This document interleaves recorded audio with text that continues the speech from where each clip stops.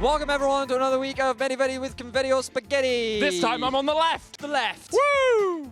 Medi-Vedi with confetti or spaghetti.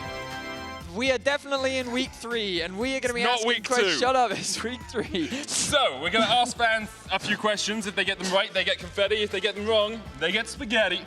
Sweet, let's start. Welcome to our first contestant of Medi and Vedi with Confetti or Spaghetti. Woo! Tell me what week this is. Take your mask off. I think this is week 4, right? Week 3. Week 3, it's correct. week 3. Yes. Week 3. Thank you very much. Now, can you please tell us what your name is? I'm Chris or Liffy. Which team are you supporting after seeing all of their results in week 2?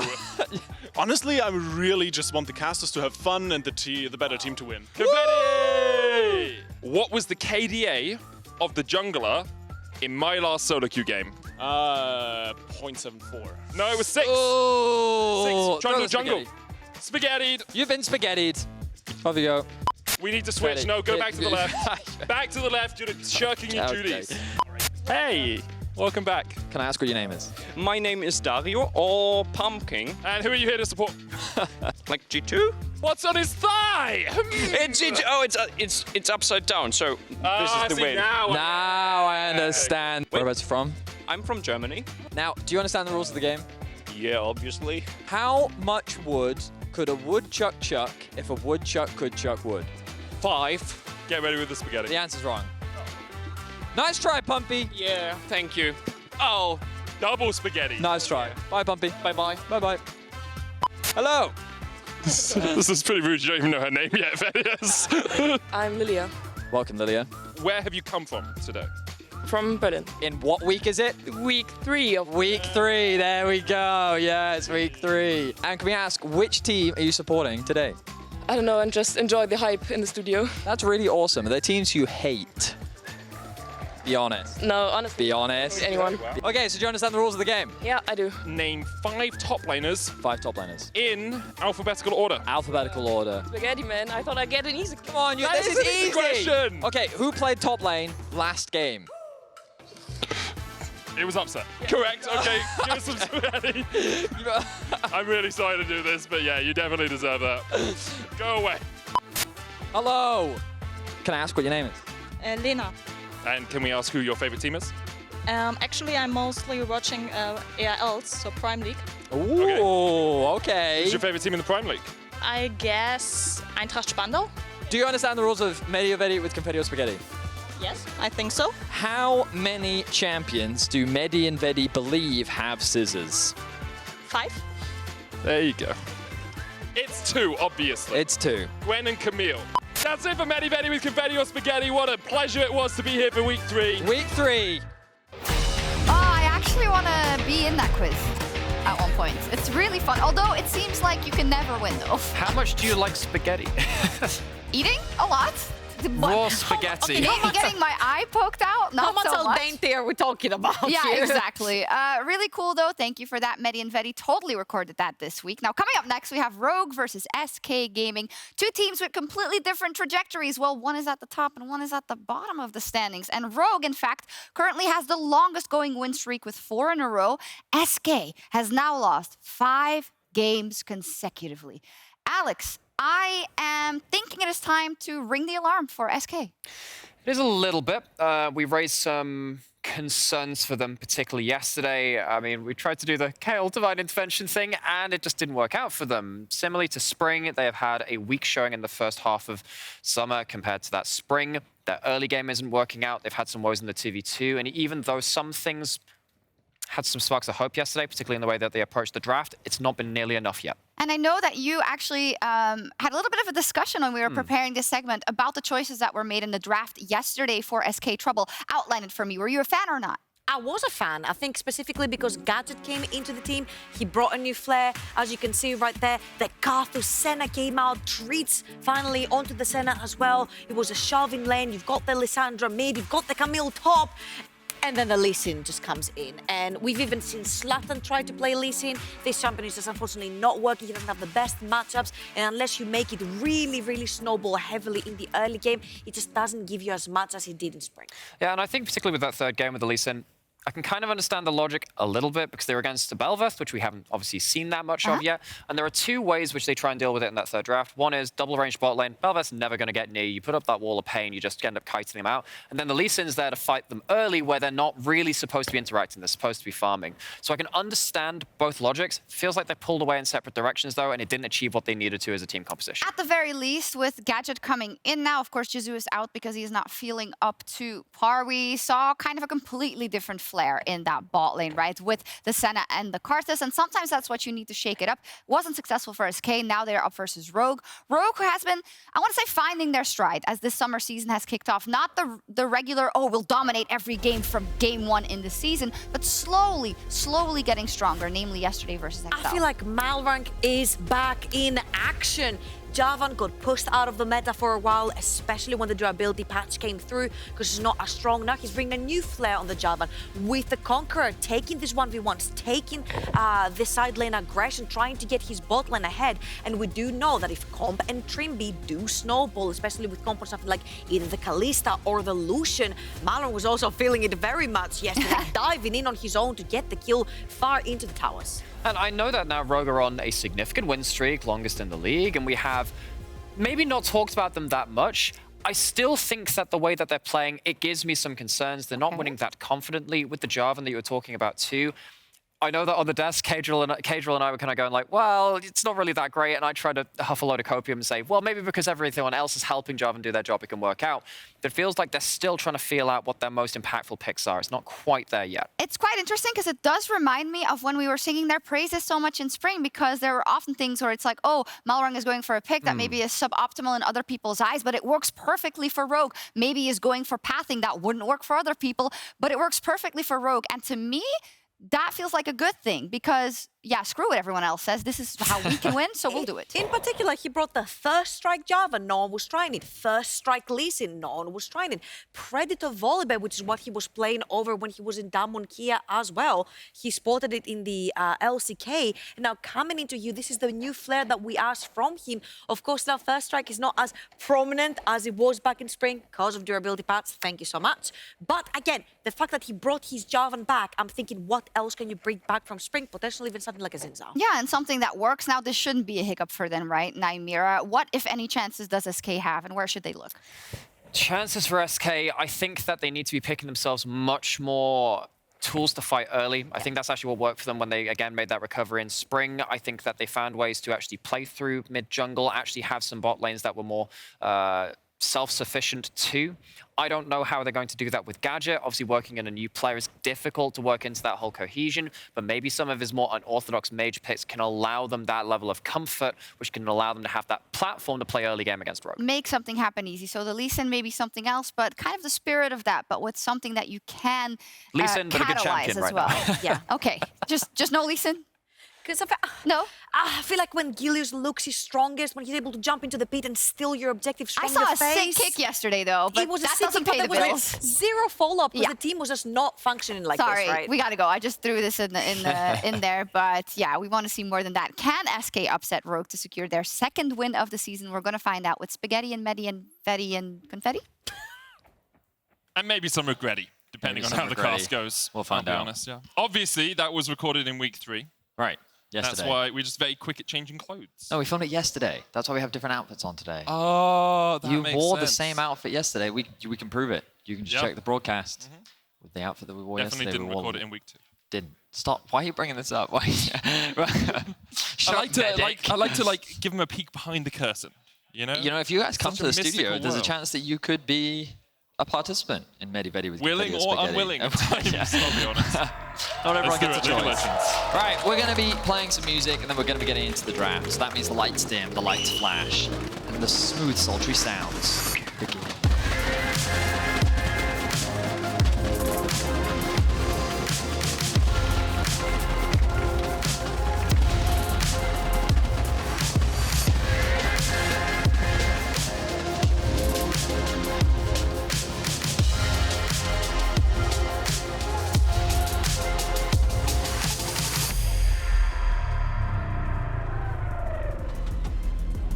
Let's get into it. Rogue on the blue side, SK on the red. We are on 12-12. As we've mentioned a few times, no hotfix, but Rogue will immediately get rid of Yuumi. No surprises there. Cat ban.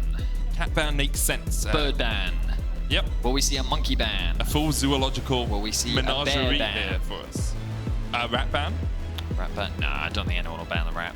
We will see a singer ban. I did say rat ban. Scarlets unite! That was I for did it for flowers. People won't get that if you don't know the lore. But actually, I don't even think that's part of the lore for the record. People are just kind have of like... errated it. No, because like when she first came out, she had a Skarner, do you want to hear the voices of your people quote. Did she? Yeah. Wow, dark. Yeah. That's kind of metal, though. Anyway, Seraphine. She's more of a pop singer, though. So. Seraphine, Gangplank going to be removed. Callista also taken away from Com. He had a very good game on the Callista yesterday. Kite Machine is his solo queue name, for very good reasons. Let's see, what will they round out? We haven't really been seeing Wukong. Well, we are going to see it today, so... We'll see it banned, at least, yeah. Don't do it, Rogue. Don't do it. Here's the thing, I think Rogue will do it. They're going to pick the Corki in the mid lane for Larssen. Shout out to that one person in the crowd that loves Corki. I think there's one person in the world that loves Corki. They're like, I love scaling! I mean, in terms of like visual identity, Corki's quite a cool champion. But remember, without the helicopter, he'd be nothing. Okay? If you lose to Corki in a solo queue game, just remember, you're your own champion and he needs a helicopter to help him win. It's basically cheating. Yeah, but you could make that argument about like every champion. Like you could say that Senna's not a champion without her giant cannon. Sure, what about Rakan? Okay, He's wow. Nocturne, no, Nocturne's the same. Nocturne's the same. He literally has swords on his arms. Yeah, but that's part of him. Yeah. Anyway, Senna on immediately locked in for SK. Rogue gonna answer with Lucian, Nami down towards the bottom side in the offensive lane if you can get ahead with it. But we did see in the last game that you can shut it down a little bit early on. SK looking for some scaling down towards the bottom sides themselves. That Ornn will be going top. Expect something like a Tahm Kench here alongside the Senna for a, just a typical Senna lane. The Senna doesn't farm, the Tahm Kench does, uses the extra gold to buy tankier items, and the Senna scales up anyway because of course she does. Nothing too shocking so far in the draft, to be honest. Rogue gone for a more aggressive 2v2, which is very much like them. We've been seeing Comp and Trymbi play a variety of styles so far this split. Yesterday they went for more of an aggressive 2v2 bot, but last week they were playing a lot more of the scaling with Senna themselves, Senna Seraphine. I'm kind of surprised that it was Rogue themselves that actually banned the Seraphine. I kind of default assumed that it was SK banning it away from them, but I guess they were afraid of the possible Senna priority. I mean, Gadget's a huge AP carry player down towards the bottom lane. Like, very well known for his Karthus when he was on the world stage and played it yesterday. Did 35% of his team's damage in that game. With the Gwen being removed, SK trying to make it a little bit easier for Genax up towards that top side. Rogue gonna get rid of some of the mid lane scalers that can match a Corki later on into the game. They may even choose to remove the Ahri as well. Depends on if they're concerned about it, because right now SK is only really missing their mid-jungle. Things like Viego, Volibear, both still up and available, so you could do Ahri Volley, Ahri Viego, very powerful mid-jungle 2v2. Even though there were ever so slight nerfs to Viego, I don't think it's going to hurt him too much. The Gwen and the Gnar ban, not too surprising. The Gangplank being removed means that Odo will be a little limited in terms of his options to play up against the Ornn. Kayle still exists though. Yeah, but I don't think Odoamne plays Kayle. His two options, well, okay, he could play Jace, he could play Akshan, or he could play Sejuani. And I think he's going to play Sejuani. It would make sense with the comp as well, gives you a bit of engage, gives you a tankier front line. But I don't think it's good into Tahm. Only because your ultimate just has much less value. I don't think I like this here. I prefer that. Yeah, I prefer that a lot more. Even though Lee Sin, he did get small buffs. I think it was last patch. I don't think he's the strongest jungler, but if it's a choice between Lee Sin and Bel'Veth, I much prefer the more mobile mid laner compared to Bel'Veth, who I think can get easily kited against this comp with a bunch of dashes. I like the Trundle pick here. It gives you an ability to get through that front line. There's the Jace, there's the Kayle hover as well. Trundle, of course, Subjugate removes a lot of resistances from some of the tanks, steals away some health as well. But there's the Sejuani that you talked about, Betty. And I will say, this is less exciting to me than a Jace or a Kayle. That's more exciting. Stop getting baited by the hovers. It's I got baited! I got baited and I was smarted!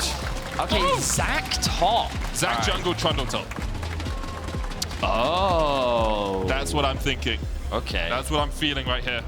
Interesting. I think it fits into Malrang's heavy gank style as well with the Zac ability to elastic slingshot your way into action.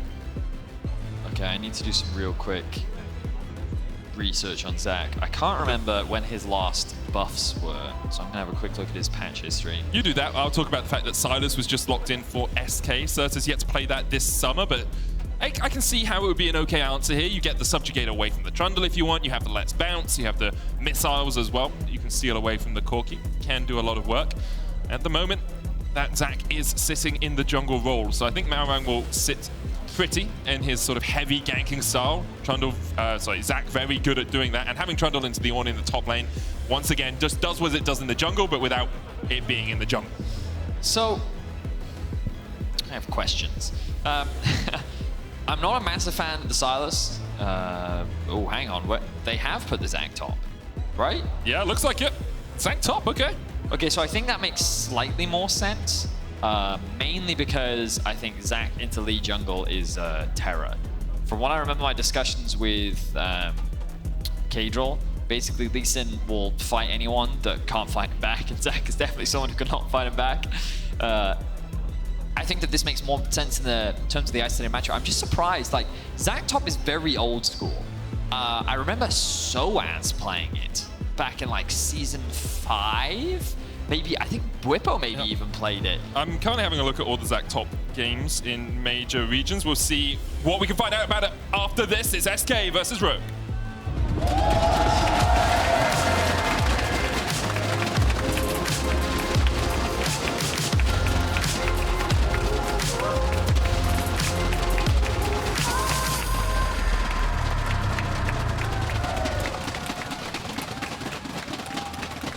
Jump onto the Rift Valley. I have had a quick look.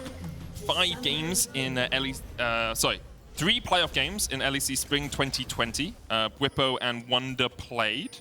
And before that, LCS played a couple. LEC played a couple in Spring.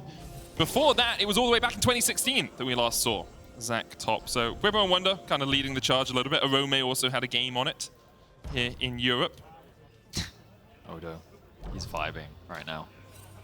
Having the time of his life. Look at him. It's like Nautilus astronaut animation, where Bounce. you just swim through the air. Bounce. Bounce. Bounce. All right, that's enough. Yeah, it's enough. Thank you, Odo. Me and Odo are on the same wavelength, man. He's running Conqueror. It's pretty easy for Zac to stack Conqueror. For those that don't know, I knew that Zac did percentage health damage somewhere. I just couldn't remember W, where, right? and it was, in fact, yeah, it's his W. Jungle Zac typically either maxes E or puts 3 points in E, and then usually maxes W. That's because range of E increases when you put points Yes, it into does. Top lane Zac wasn't always the same. Back in the day, sometimes you would do Q max, other times you would do W max into Q into then E. So I'm curious as to what direction Odo goes, because I haven't seen Zac top in a while. But you can see that he's already starting with the W to get that early push in the isolated 1v1. But this kind of comes into the conversation of, we talk about Sejuani a lot being a good answer into tanks, and like it was Hovered, we talked about it like being a pretty solid option. I think the big difference between Sejuani and Zac is Zac struggles a little bit less against mobile champions, I think. Just because he has a little bit more flexibility, pun intended, with his engages, because of how like the E cone, you don't have to commit to a single direction, you can actually move it depending on where you are, and then his ultimate can also be super obnoxious at creating a lot of chaos in fights as well. So yeah, I'm really excited to see how it goes. I expect it to do pretty well in terms of the isolated 1v1, but for the rest of Rogue, it's a lot of scaling. Like Corki, I mean, it speaks for itself, you know. The main reason why you pick Lucian Nami here is why I do think that Lucian Nami does scale pretty well. Compared to a Senna, it will inevitably get outscaled, but when paired up with a Nami, it does give you so much more power in the late game. And also, more importantly, gives you control of the laning phase early on. And when we think about Rogue historically, the way in which they found success was they draft themselves a lot of winning lanes. And then when it used to be inspired, it used to be about playing the hit. But with Malrang, it's all about the ganks. That's the flash away. The pillar was well placed. Sertuss had put a ward over towards the Razor Beaks, but Malrang worked his way all the way around that vision. Was able to get across here. Now he's going to look down towards the bottom side. Odo and Genax trading up towards the top side. Of course, when you see those little wings above the 3 for Odoamne, that means he has his passive available, so he'll come back to life with the bloblets. So he's never really in true danger against an Ornn in lane. Odo has had a good start to Summer as well. I think a couple of the first games were a little bit underwhelming, but his gangplank over the last few games has been pretty impressive. And if you look at him just in terms of lane control and damage for his team, he's topping the charts across the board. Statistically, he's had a very good performance considering he literally had 0 kills in the first week of the LEC. Yep. His health is a little bit low right now, but here's Malrang. He's always got the bloblets to come back, and Malrang comes in time. Janax tries to get the damage down. Odo not even into the passive. Malrang with the first kill of the game. He drops the dab on him as he secures the dub. He was taking a lot of damage there. You know, in the early matchup, he was able to get prio, but you can see in terms of these extended trades, Ornn was definitely coming out on top with the Billow's Breath, doing a lot of damage. But securing that kill, Janax is going to be forced to TP, still has the flash. Let's see if Gilius can make something happen. He will be spotted out here. That was the double crab secured as well for Rogue. Like, we've been talking a lot about like some of the isolated matchups, but let's kind of bring it back in terms of the whole game state.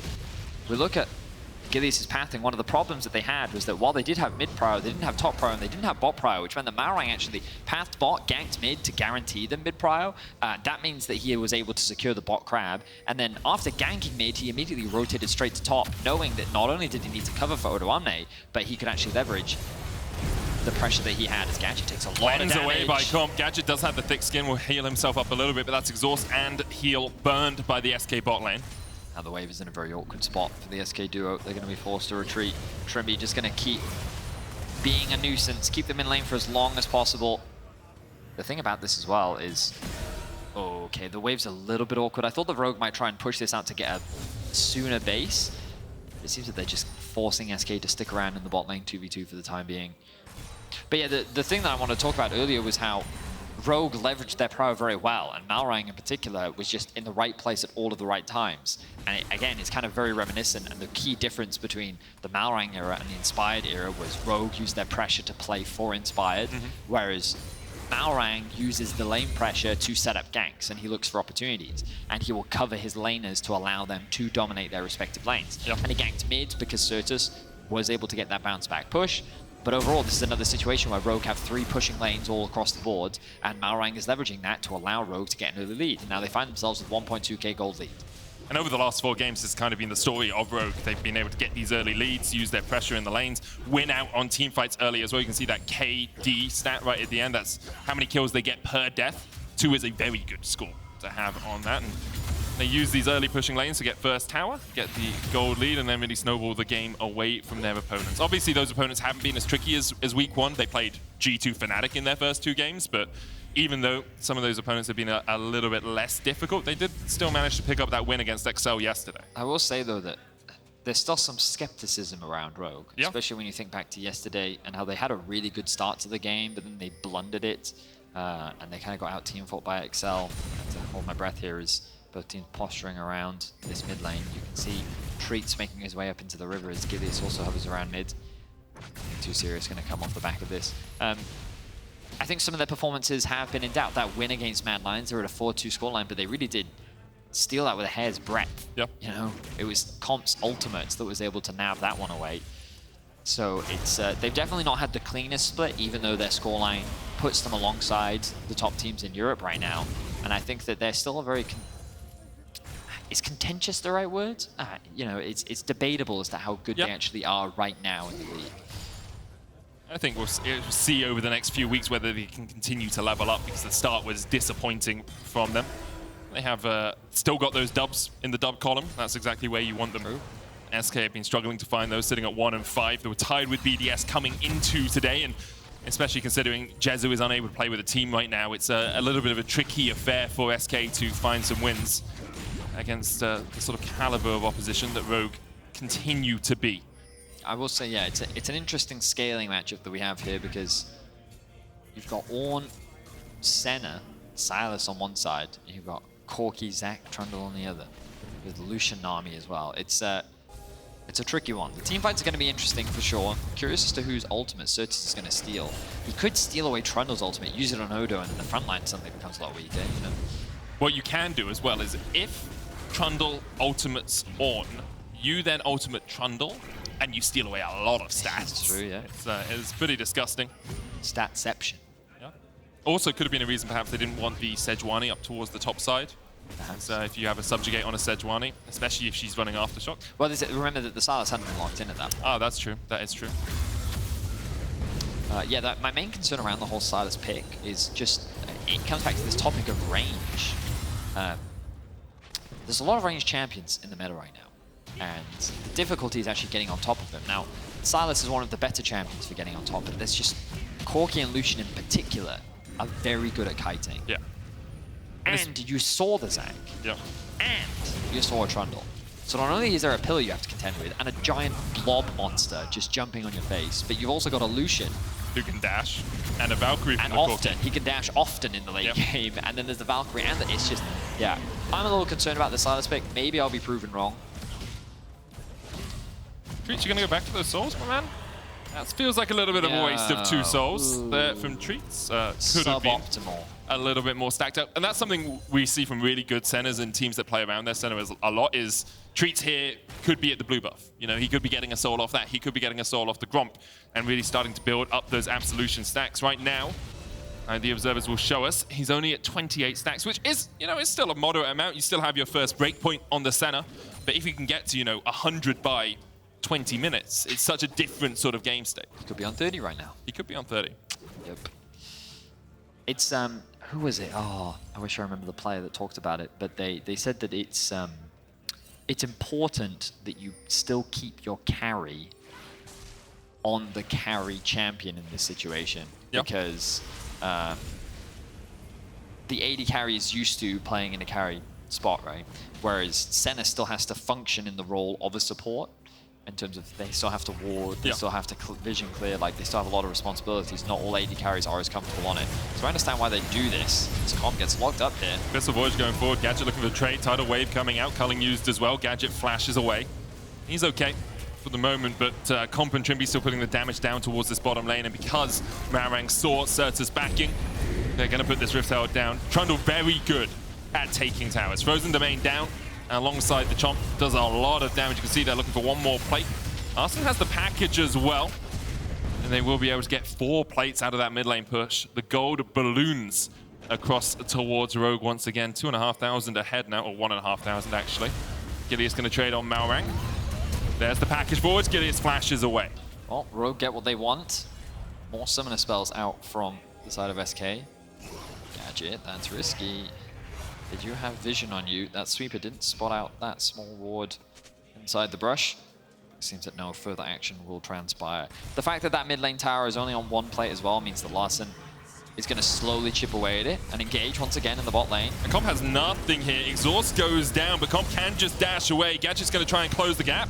Good last embrace. The root's going to come out. The Devour used as well. Comp off towards the backside. Dawning Shadow enough. Treatz with the first kill of the game for SK.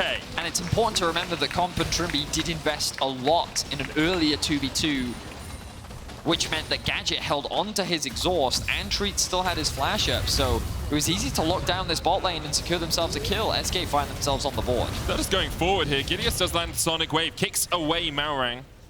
You can see that Subjugate giving Malrang a little bit of health back in that situation. Sertuss not in the best of shapes. Does still have the flash, has the TP, and probably going to have to use this stolen Corki ultimate to clear out the wave, and then back and TP back into the lane. But if he ever leaves, the issue is there's only 1 plate on that mid lane tower. Odoamne here, stretching strike is a possibility, but he's already put into his Globlet form. TP. It's not 14 minutes, Vetty. You can't TP to a Zac. 14 minutes, that's a great point. Forgot about that. TP can be used as a way to save Zac in those situations. You can TP onto the Bloblets. But yeah, as you rightly said, Larssen didn't have the functionality to do that, and Odoamne just oversteps. Doesn't have the support from his jungler. Bit of a mistake there from Odo. He should have known that Gilius was on the top side of the map, and he overgressed. But I understand that he wanted to push his wave underneath the tower, which means that SK find themselves with 2 kills. Gold gap very quickly starts to close. And even though across the board Rogue have CS advantages, the overall gold not that bad for SK. Yeah, a couple of kills really gets them back into a strong position. You can see Larssen here running the first strike in the mid lane is very high up in terms of gold, almost 1,000 ahead of anyone else in the game. But because SK have been able to find a couple of catches, they are still very much in the running here. They did get first Drake as well, and their mid lane tower does still survive, even though it's very low on HP. fact that their bot lane was able to find a 2v2 kill is definitely encouraging, to say the least. Dragon spawns now in 40 seconds time. TP going to be invested in mid lane by Larssen. Odoamne doesn't have the TP, so he may be looking to push out top and then start rotating towards bot. GenX does not have the ultimate available, but it should be up relatively soon. I'm going to quickly check the cooldown of that. Yeah, 20 seconds until that's up. Malrang pushing forward here, so that's going to try and turn it back around onto the Trundle. Good dodge of the change there by Malrang. Now they go back in with a Frozen Fist. There's just so many slows, so much damage coming out from Rogue. Flash away by Sertuss. Piercing Dark will give him a little bit of healing. Tidal Wave coming in as well. And Gadget gobbles up his support partner. Treatz spat out. Rogue able to force Sertuss and SK away. But favorable trade for Rogue means that they get the flash out from Sertuss and control over the bot river. Comp is going to push in that wave, and you can see Odoamne and GenX starting to rotate down. Now the collapse onto Larssen. Larssen has flash, should invest it, yep. Gets away from the slow. There's always the possibility of a follow-up from the rest of SK if he's hit by that, and because of that, Malrang now has to back away towards the bottom side of the map. Odo's still up towards the top side. GenX coming back down, good pillar. Dawning Shadow across them. Comp takes a little bit of hurt, but the Honey Fruit heals him up. Counter Culling coming out from Sertuss. Dodges the Aqua Prism, gets Comp down to half. Odo still only just getting into the mid lane. SK are going to try and rush this before the Zac can join the fight. Malrang stepping forward, Comp dashing in as well. Missiles from across the wall, but SK have been able to secure the Dragon. Can they get out with their lives? Gilius will jump in at the back of the pit. Odo going forward. Already one down as Gilius falls. Odo looking for the damage onto Treatz as well. Trymbi low, but Sertuss just can't get close enough. Exhaust out from Gadget. He's trying to get onto Comp, but he can't get the acquired taste. And all he can acquire is death. Meanwhile, Odo keeps GenX and Treatz busy. It's 2 for a Dragon in favor of Rogue. Okay, pretty close fight overall. There should be another tower going for Rogue as well. I don't think GenX is going to have enough to be able to keep this one alive. Oh, but he does clear out a sizable chunk of the wave. Yeah, but Rogue will be able to secure this, which means that it will be a bigger gold lead game for Rogue and a couple more kills, but SK have a clear win condition now, building up these Drakes. By securing the first 2 ones, they will buy a little bit more time for themselves as well. But you can see that the engage that they used in mid meant that not only were they able to gain control over the river, which was a good thing, they have no engage towards left for the fight itself. And you have to remember, this early on into the game, Lucian army is very strong. And even though Trymbi does get killed in this exchange, Rogue feels more than happy to force this fight, especially when Treatz was only level 7 in that whole fight. So you can just look at the damage difference. Very evident. Odoamne stacking damage up on GenX and Treatz as well, who are left off to the sideline. It's part of the weakness of Senna in the early game as well. You don't have a huge amount of damage. You can sustain for a while in a 2v2 lane, but when it comes to these more messy fights, especially against 2 AD carries in the Corki and the Lucian, it can be very difficult for you to match DPS. And especially since he's gone for the Umbral Glaive build here as well. Does give you that lethality, gives you a spike, gives you vision clearing capabilities, but sometimes you want a little bit more damage from your Senna. Something like a Kraken Slayer can work well. It takes so much longer to get to that position, that Mythic, because is that much more expensive. Sure. You can see the cross map coming through now. SK, once they came back out onto the map, immediately went towards the Herald. Rogue responded by going towards the bot lane. Larssen should be able to secure this tower, but SK should be doing the same thing on the top side. Small tempo advantage here for Rogue means that they're actually going to be able to reset first, and an engage comes out from Odo. He's looking for it, doesn't have the cell division. He can knock up Gadget with the Let's Bounce. TP coming in by SK, counter TP by Rogue. They're looking to try and kill off Odoamne before the rest of Rogue can join, but the Tidal Wave has been used. GenX knocked up, Call of the Forge got a possibility, but he really needs to get away.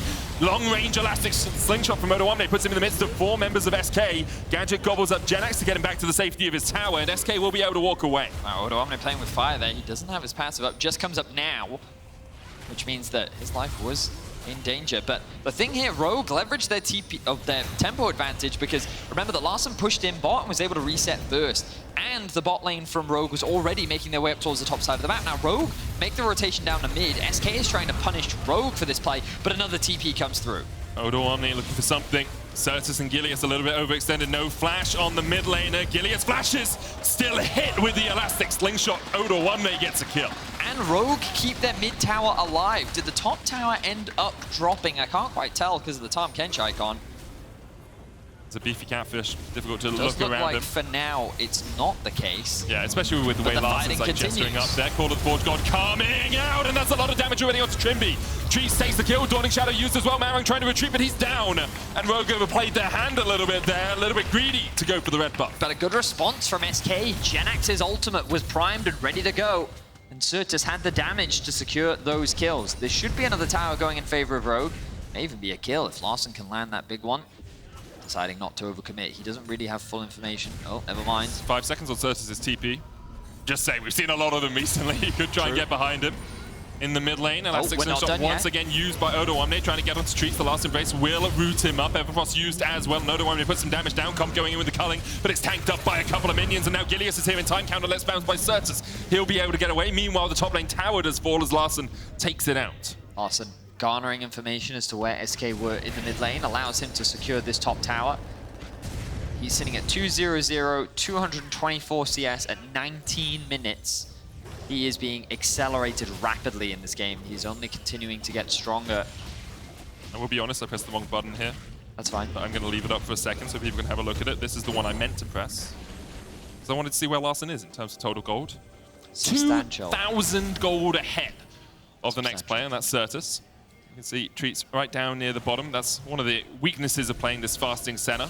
You don't get a huge amount of gold, although you do get 8 per stack, and he's sitting at 60 stacks, so the third breakpoint hit now for that AD carry support hybrid. It's a weird situation right now.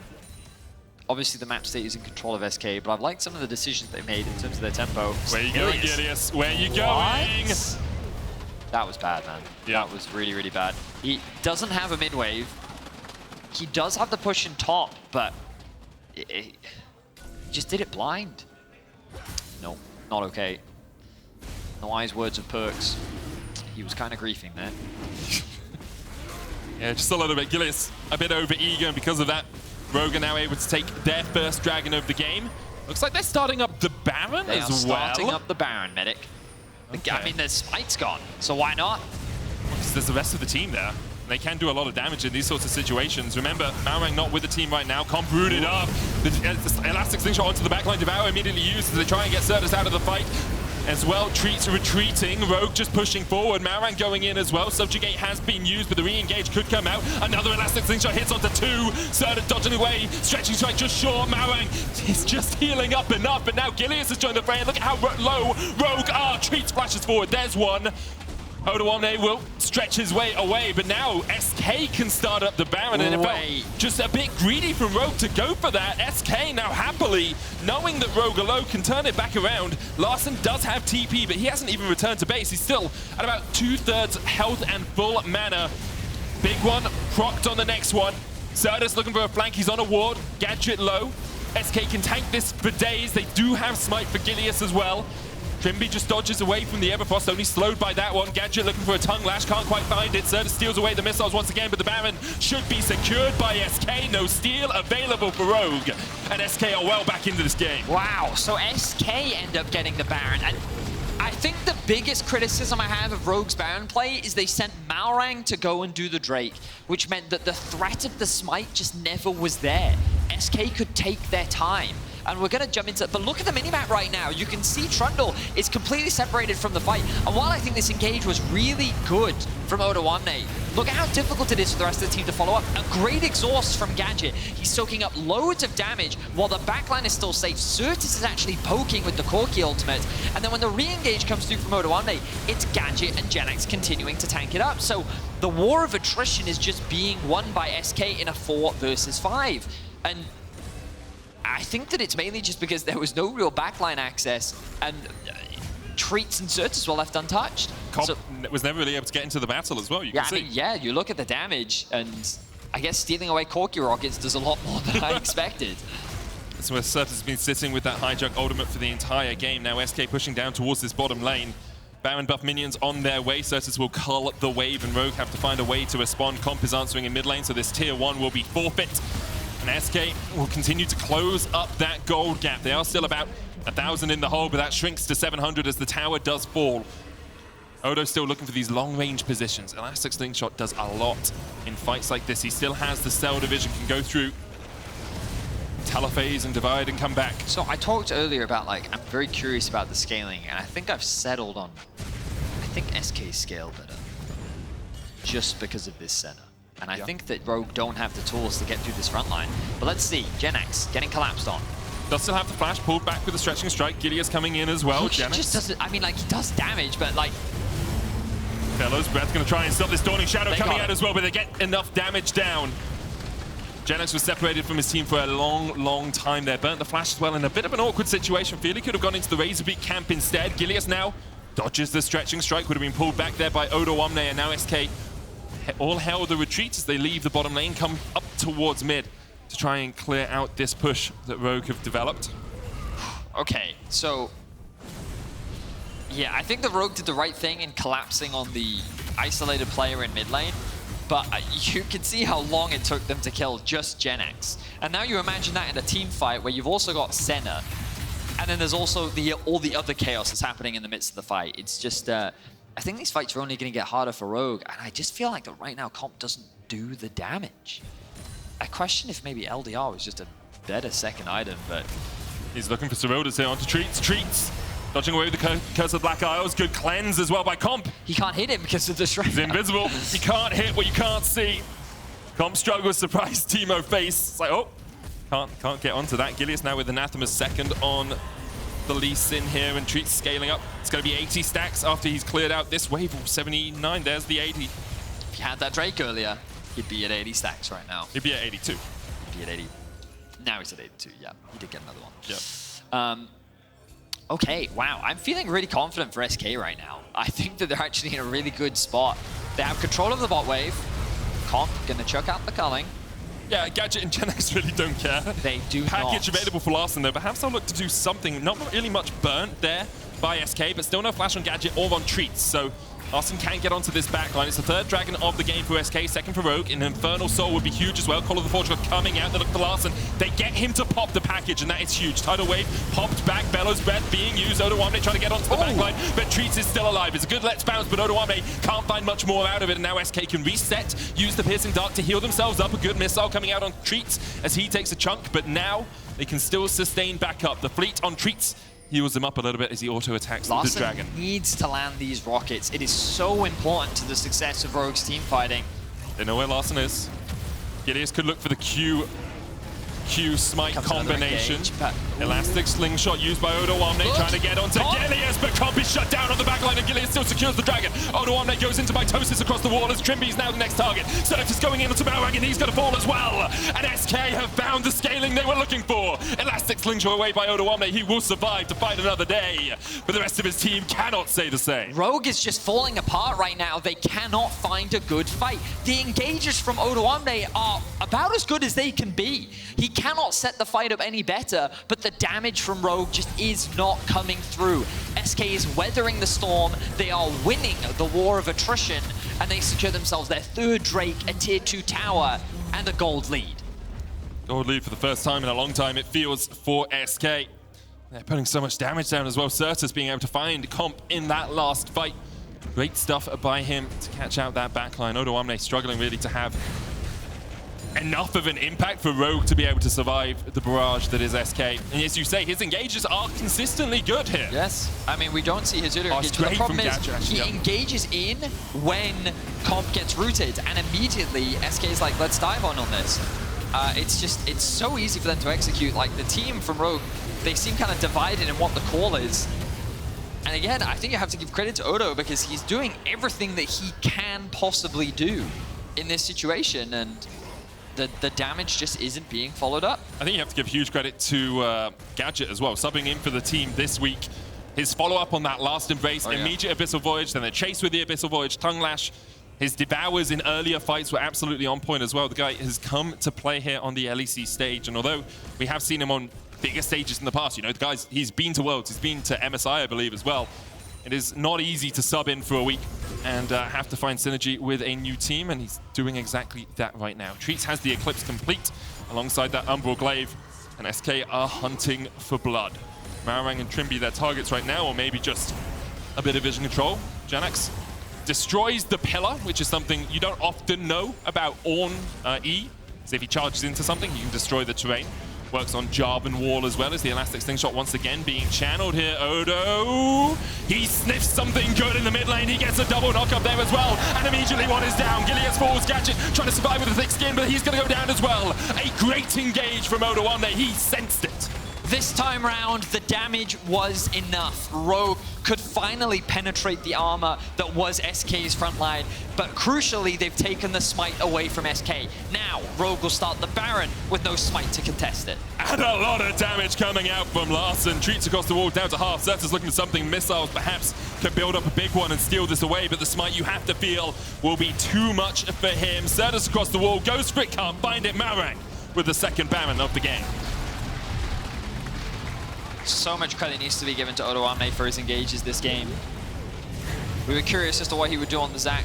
I was meant to keep track of his leveling progress earlier in the game, which I've just completely forgotten. Looks like it was W and E. Yep. But again, another great engage here from Odoamne. I think the crucial thing here is that Sertuss isn't quite in the fight, but look at how quickly they take down Gilius and then convert that into a kill onto Gadget as well. He can't escape without the flash available, and the rest of SK just can't find a good enough turnaround. They didn't get to play that extended, drawn-out fight where they could leverage the Senna's sustain. And Rogue are able to secure. Now they've got the Baron. They're insecure. They're insecure. They're in control of the map right now, and they're looking to siege. Colin goes down onto Gadget. He can tank that one up for days, though. Such a good pillar there from Malrang. Not too concerning for the Tarm Kench, but does chunk him out a little bit. Larssen at 4 items, though, wasn't really there to put any more damage down. Sertuss chipped away at once again. The Serilda's Grudge helping comp be a little bit more sticky as Odoamne pushes towards the sideline. Oh my! That's what they were laughing at. That's what they were laughing about. There we go. That's Sertuss down. And you can see it's just, 4-item Corki. The scaling for Corki is always a wonder to behold. A scary proposition for SK to have to deal with. Odoamne now in the side lane just continues to push in as the rest of Rogue go barreling down the mid lane. The engage comes out. Gilius looks for it, gets the kick onto Larssen, but the stopwatch is there in time, and now Odoamne's come to join the fray. Janets can't get the knock up. Odoamne kills off Treatz on the backline. Sertuss dives forward, but he can only get the support, and Larssen has the range, and Rogue have the man advantage. They will push in. Nothing really SK could do about that after they looked for that engage. It was looking a little dicey for Rogue, but they were able to clean it up off of the back of another great engage from Odoamne. Very well played from the top laner from Rogue, and they will look to secure themselves 5-2 after week 3 as SK falls short once more. Yeah, Janet's can be as tanky as he likes, but you can't survive that. Another cell division for Odoamne. Let's see if he gets through Anaphase and Telophase by the time the Nexus falls. He's back. Mitosis complete, and a complete win here for Rogue.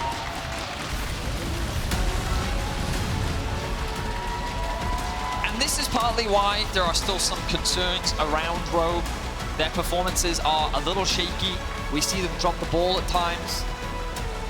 But in the end, they have been securing these wins. Yep.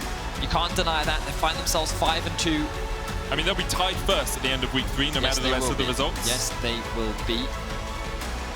And SK, I think we saw some promising things. Ultimately, I like the draft. It just came down to that single engage in mid lane. They got caught off guard by Odoamne. And then the moment that front line fell, the game very quickly fell out of control. So, once again, huge props to Rogue. SK, though, week on week, continue to show some good things here and there. They really do. I think, especially with Gadget coming in, you wondered how effectively they'd be able to introduce him into the team. And even yesterday, like, he did 35% of his team's damage yesterday on the Karthus. Even though they're not being able to pick up the wins, there are still some signs of promise, some signs of life for SK. Yeah, and Rogue, a few mistakes, a few fumbles here and there, I'd say, but some good things overall by them. You can vote for one of them in your Kia Player of the Game vote at LEC on Twitter.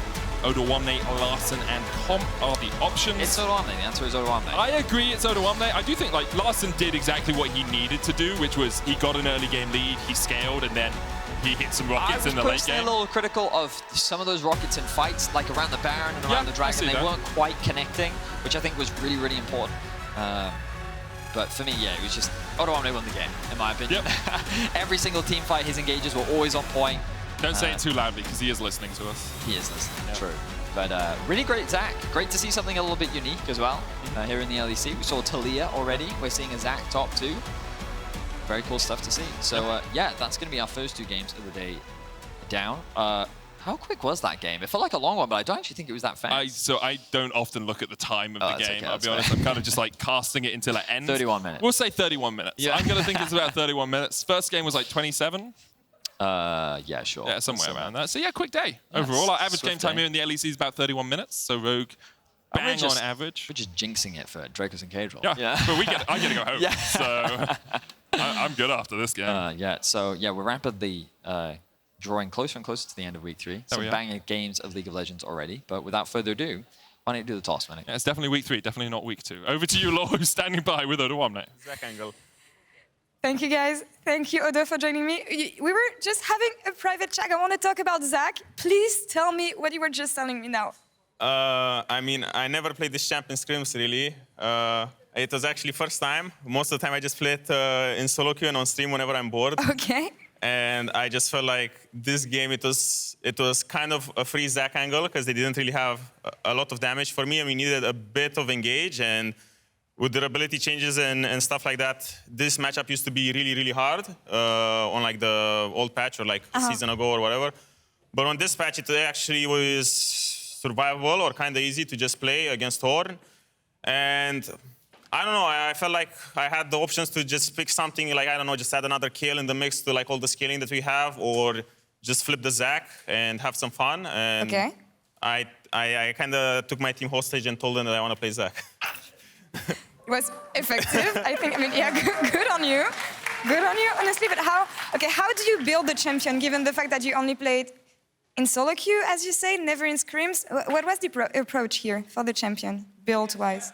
Giga Chad, yeah, that's it. I mean, I know, it wasn't too hard. I mean, every once in a while, there's always a Zac in everyone's game, so everyone kind of knows how the champ goes for us. And I mean, yeah, it was something new for my team since we never played this before, like, ever. So it was kind of like a trust thing where they just kind of, I mean, I just needed to not go super ham, you know, because we still have like a comp to follow and stuff like that. So yeah, I kind of had to hold it back a bit because there were a bit of ints as well, but I don't know if it was from me jumping in too deep, but I don't think so. But I don't know, it was fun. I don't know, even when you were jumping in with the amount of damage you could deal and how you could separate the team, for me it was like a super effective champion. But I'm just wondering how much we're going to see Zac more in the future, given what you just told me, because it hasn't been played at all. It was played once top lane since the beginning of summer in one of the minor regions, and it was not a win. So do you think we're going to see some more Zac in the future? I mean, if top laners are bored, then maybe, yeah. I mean, we're kind of tanky yet on this patch, you know. Always in the dog cage, or like, I mean, not really in the dog cage. There's always like GP Gwen and stuff. But I felt like this game was kind of like one of those scenarios where everything is for the Zac pick, in the sense that there was like GP was out, Gwen was out, Ornn was randomly blind picked. Lee Sin was kind of useless against me as well, and they had Tahm Kench Senna, so they're kind of on the low end of damage. And usually I wouldn't be like this tanky against a more traditional team comp, and they had Sylas as well. I mean, I don't think they showed Sylas, but it wasn't really super hard for me. It was kind of like one of those miracle games where you have everything like ticked out that you can pick it. And your good instincts led you to have the Kia player of the game here once again. But tell me about the trust that your teammates having you to just Giga Chad and flip one champion that you never played in scrims. I mean, yeah, I don't know how they trusted me on this one. I think the thing is that Zac, like his kit, he's one of those champs that is either useless or incredibly broken. So whenever I think anyone hears that it's kind of like a Zac angle, everyone is kind of losing their mind and they're like, oh shit, it's Zac time, and everyone's like super happy. Wait, is that a bomb? An S-bomb? Let's just move on. Okay, whatever. So I think, yeah, everyone's incredibly hyped always whenever there's like a Zac or something new, because everyone realizes the potential of it, and when the champ works, it's like broken. Well, thank you for bringing back this champion on the Rift. We really love the pink bubble pump. And Odo, thank you so much for the interview. Congrats on the win you got today. And let's take a short break now. We'll be back in a couple minutes. Astralis Vitality up next. Stay tuned.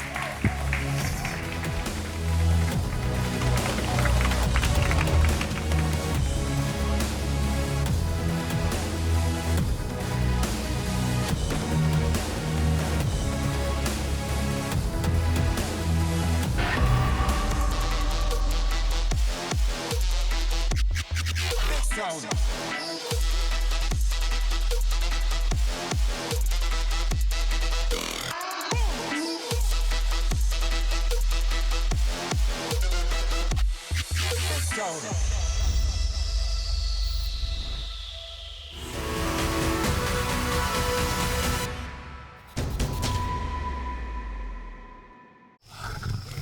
lion! Oh yes, the king of the jungle.